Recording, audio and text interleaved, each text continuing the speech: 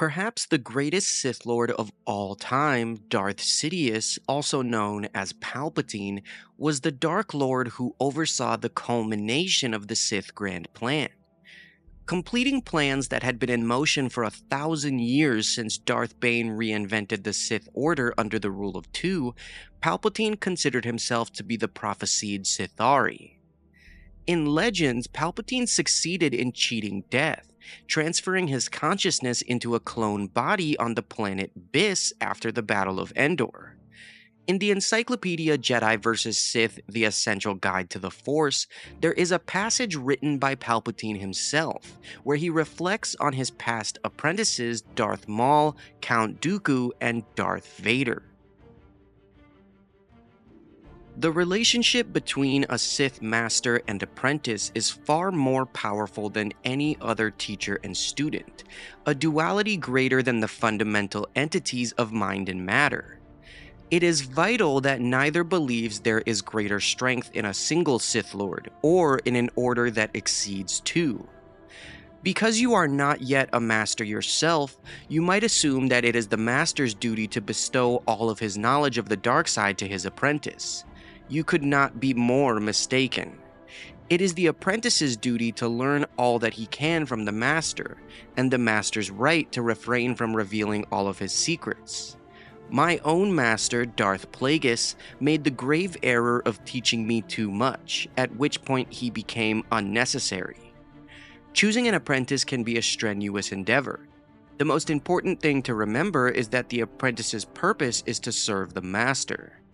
Only when you consider how few beings are worthy of becoming a Sith Lord can you begin to understand the enormity of your responsibility. You want someone capable of carrying out your orders, but not someone who has every intention of killing you before you can accomplish your goals. And you can expect that your apprentice will come to want your life, for it is only natural for the apprentice to aspire for more. An apprentice should be ambitious, but if your own ambition is to live, you must be mindful. Choose someone as a successor and you will inevitably be succeeded. Choose someone hungrier and you will be devoured. Choose someone quicker and you won't dodge the blade at your back. Choose someone with more patience and you won't block the blade at your throat. Choose someone more devious and you'll hold the blade that kills you. Choose someone more clever and you'll never know your end. Despite these cautions, an apprentice is essential. A master without an apprentice is a master of nothing. I took inspiration from the Jedi tradition of indoctrinating Force-sensitive infants when I selected one apprentice, whom I named Darth Maul. I took him from his homeworld, Iridonia, and raised him as I would construct the perfect weapon. I trained him in numerous exotic and forbidden martial arts, disciplined him constantly, and personally applied the Sith tattoos that were evidence of his complete dedication to the dark side.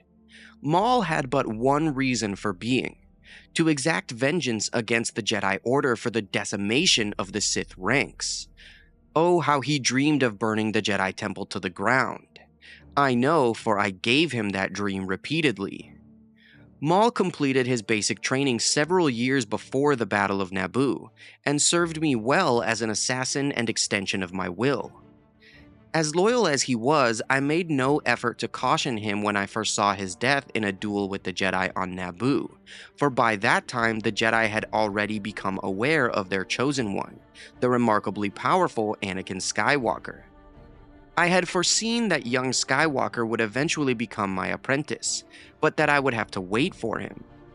Ultimately, Maul was nothing more than a tool, and despite his sense of purpose, he never realized that it was not his destiny to raise the Jedi Temple.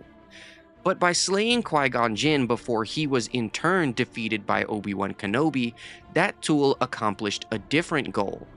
He rattled the Jedi Order's long complacent attitude regarding the existence of the Sith, making many of them nervous and paranoid, and also created a path for Skywalker to be trained in the ways of the Force by Kenobi, a Jedi with relatively limited experience. To those who do not know me, my actions, or apparent inactions, during the Battle of Naboo may have seemed less like a calculated risk than a gross exercise in wishful thinking.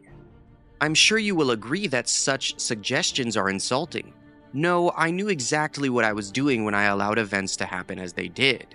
Why train an apprentice to hate the Jedi when the Jedi can train him for you? I did not wait long to appoint my next apprentice. I had had my eye on the Jedi Master Count Dooku for quite some time, and had even met with him on several occasions when I was a senator to discuss his ideologies. Dooku's infinite charm, impeccable manners, and powers of influence were precisely what I needed to accelerate my goals for galactic conquest. Despite his many years of service to the Jedi Order, it was refreshingly easy to convince him to ally with me. Of course, it helped that I knew of his slight fascination with Sith holocrons when he was but a Jedi Padawan, and so Dooku became Darth Tyranus. Both Tyranus and his alter ego accomplished a great deal in the years that he served me. As Tyranus, he arranged for the creation of the clone army for the Republic, and as Dooku, he became the leader of the Republic's opposition, the Confederacy of Independent Systems. Tyranus also enlisted Asajj Ventress to our cause. If ever there were a Sith aspirant, it was Ventress, but her hatred of the Jedi was so intense that it frequently blinded her and made her tactless. She may have deluded herself into believing she was Tyrannus' apprentice, especially after he bestowed upon her a pair of lightsabers. Perhaps Ventress deserved them, for she was an occasionally capable warrior, nothing more or less. But as with Darth Maul, Darth Tyrannus' tenure was not indefinite. When the opportunity finally came for Anakin Skywalker to take his place beside me, it was imperative to end Tyrannus' apprenticeship. Skywalker himself did the deed, which came as a complete surprise to Tyrannus. It still amuses me that the old scoundrel never foresaw that my goals might hinge on his death. And so Anakin Skywalker, hopelessly entranced by my promise to show him the secrets of eternal life, became Darth Vader. Although he fulfilled Maul's dream of bringing down the Jedi Temple and also killed the leaders of the Confederacy, I regret Vader disappointed me early on when he allowed himself to be mutilated by Kenobi. Yes, Vader remained strong in the Force, but strong enough to succeed me? Never. Granted, he was strong enough to kill me, but that only lasted for so long. It has been 6 years since the Battle of Endor. As leader of my dark side adepts, military executor Cedrus has been most loyal and is commended for reviving me here on Byss. But for all his usefulness, Cedrus is only a moderate Force sensitive, a capable errand boy but hardly the stuff of a Sith apprentice. No, it is only appropriate that my next apprentice must be someone with more unique qualities. It must be Luke Skywalker or his kin.